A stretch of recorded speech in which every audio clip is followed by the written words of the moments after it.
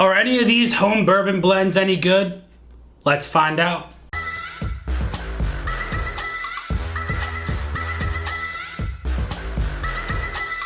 What is going on, everybody? Nathan here with the Everyday Drinker, bringing you guys a brand new video. Today is going to be a fun one, and I can't wait to get into this because today we are going to be master bourbon blenders, home bar blenders for that, and I can't wait to get into some of these that you guys have recommended, some that the internet has recommended, and some that I have concocted inside my head here behind the bar, thinking about what I could incorporate into this video and see if you guys like any of my personal thoughts on these blends. Now, before we get into my blends and the internet blends and your blends, I want to know what your personal favorite blends are down in the comments below. Make sure you guys drop that like, smash that subscribe button. We're doing a 10,000 subscriber giveaway, and at 9,000 subscribers, which is right around the corner, I'm letting you guys know what the 10,000 subscriber giveaway is. So if you don't want to miss that, you gotta hit the subscribe button. It's free and it helps me out like crazy, as well as smashing that like button.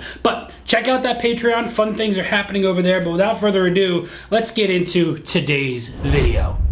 All right, ladies and gentlemen, as you can see, we already have a blend poured in front of us. You can see we have the Jack Daniel's Rye. We have the Jack Daniel's Bourbon. What did we do? We put them in the same glass together. We did equal parts Rye, equal parts Bourbon, and I'm excited to see what this has to offer. I didn't see anything on the internet about this specific blend here. This was something that, I saw it and I was like, maybe, because I'm not the biggest fan of this bottle right here, the Bourbon, but I love the Rye. Maybe, just maybe, they would possibly marry together and be something delicious. So I did a half ounce each, poured it into this glass. It's been sitting here for a couple of minutes, and I can't wait to get into this and see what this thing is all about. Let me know if you guys are if you guys can do these blends that I do that aren't on the internet, and let me know your thoughts on them. Let's get in the nose. Nose is really pleasant. The banana note is not there like I thought it would be. I think it's because this right here, the Rye, is a little bit more punchy and brown sugar and spicy, where the Bourbon here is definitely more banana forward.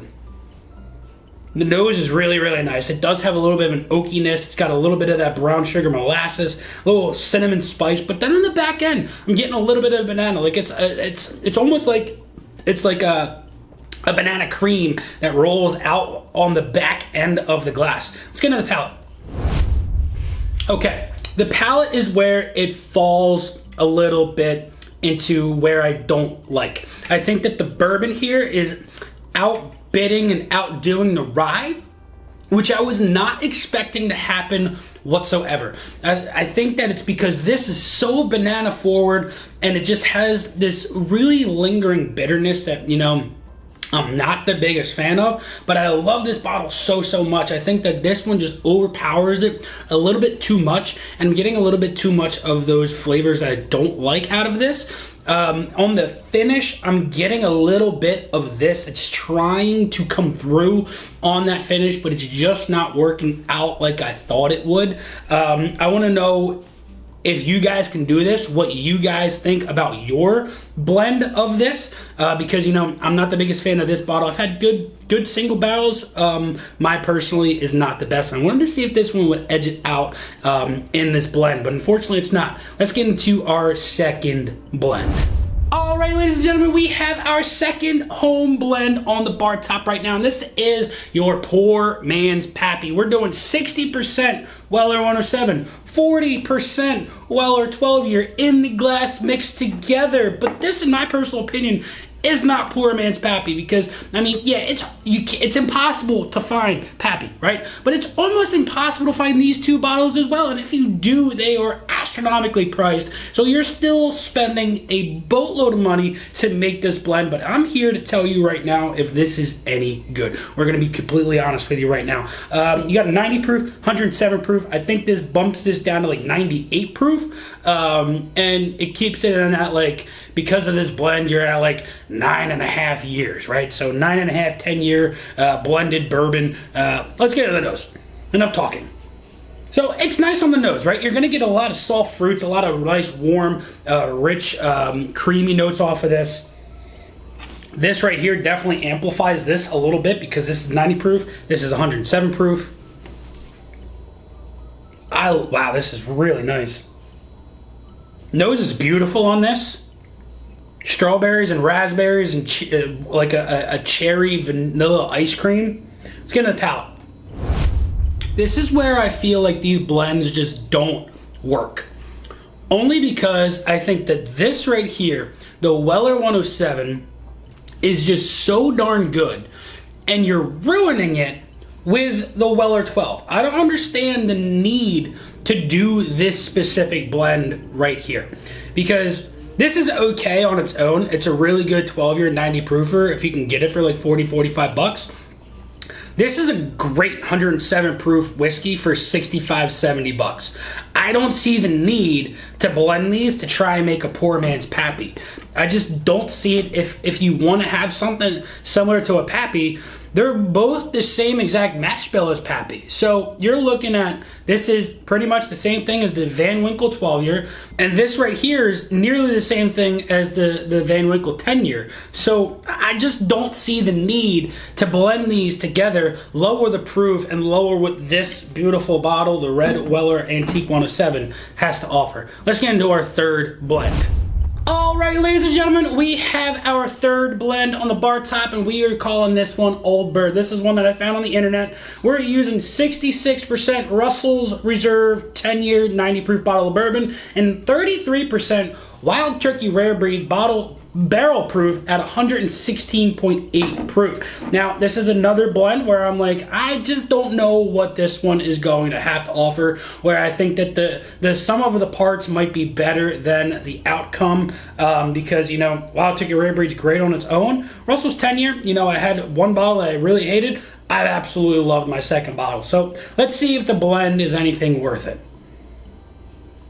You get that musty, old, attic-y note that you get from Wild Turkey for sure. It's very, very prevalent on this nose. It's a little softer. Oaky presence on this. It's really nice. Almost get like a lemon custard.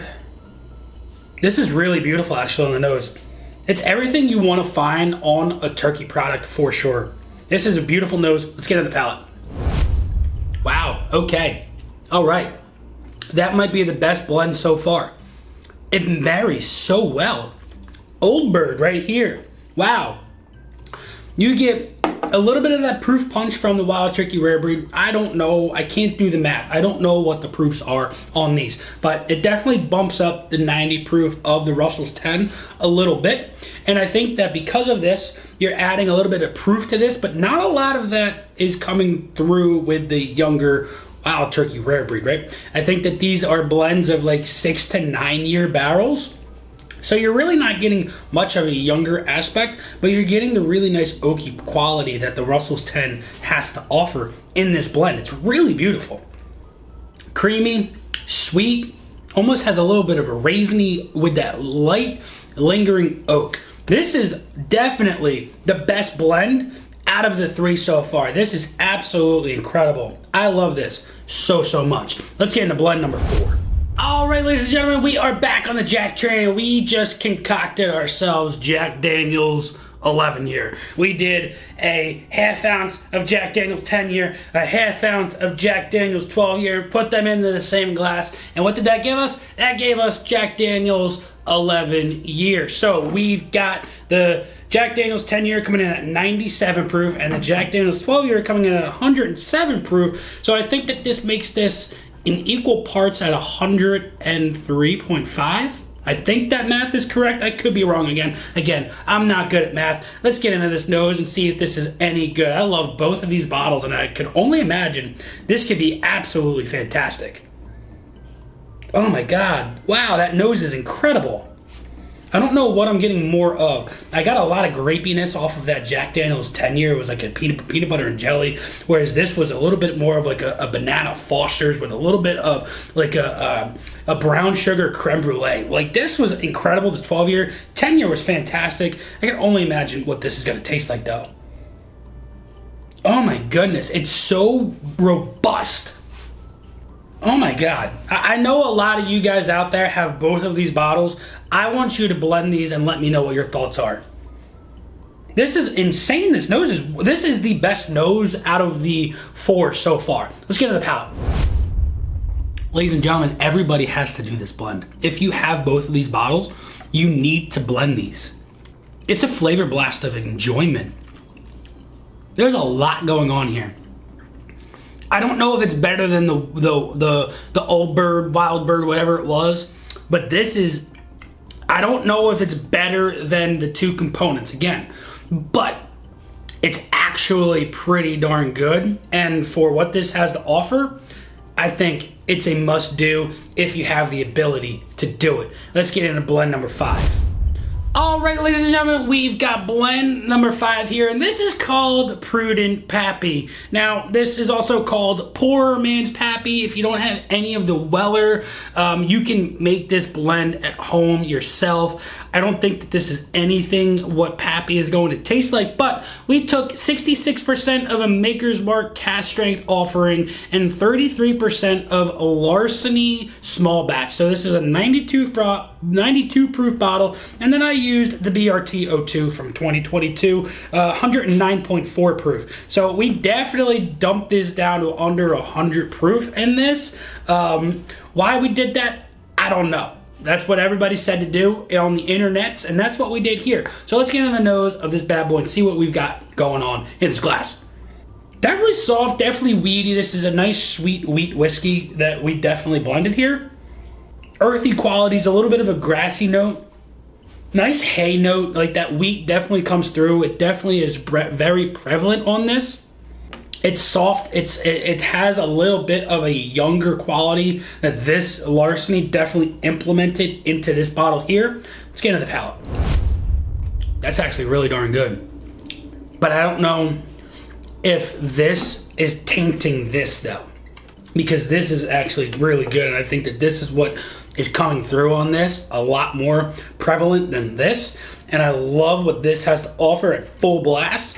And this is actually taking that down too much, in my personal opinion. This doesn't have any reminiscent of Papy whatsoever. So I think this might just be a blend that, you know, is fun to do, but is not worth it in the long run, right? You're taking something that is actually fantastic and diluting it down with something that's a mixer.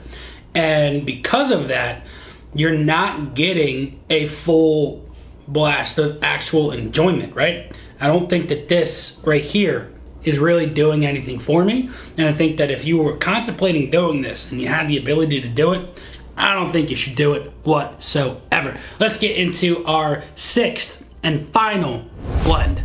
All right, ladies and gentlemen, we are on our 6th and final blend. If you are still here enjoying this video, make sure you guys drop that like button. Leave that comment down below on what your favorite blend of the video was so far. But we could not have gone into this video without doing the one and only 1915. We've got half ounce Old Forester 1910 Old Fine Whiskey, half ounce Old Forester 1920 Prohibition style whiskey. So we've got 115 proof, a 93 proof, double oaked, double barrel finish, however you want to call it, whatever it is, blended together. And man, oh man, I love this blend so much.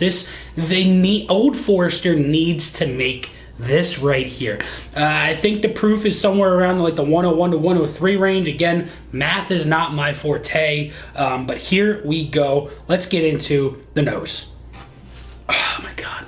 The richness and the dark sweetness that the 1910 brings is amplified with just the proofiness of the 1920. Oh my God, the nose is so dark, so rich, so dark fruit. I love it so much. This is a blend that 100% needs to be made by Old Forester. I know we can do it at home all the time, but if I could just buy a whole bottle of it, I would definitely do it. Oh my God, I love the nose. Let's get to the palate. It's sweet. It's got a little savoriness. The proof helps 1910 like you wouldn't believe.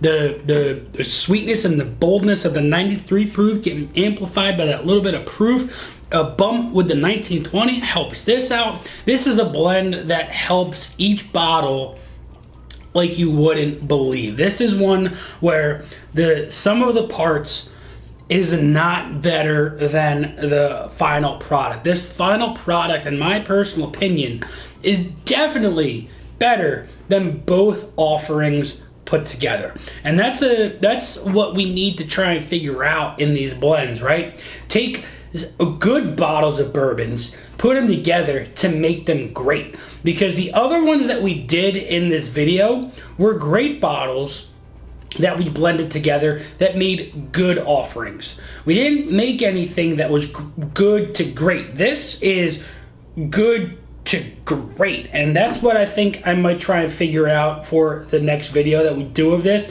I'm gonna start taking some of my bottles, blending them together, and seeing what I can concoct for you guys to try at home. Again, I wanna know what your favorite blends are down in the comments below. Leave that like, smash that subscribe button if you wanna be entered into the 10,000 subscriber giveaway. Check that Patreon out down below as well. And until next time, this has been Nathan with The Everyday Drinker. Cheers.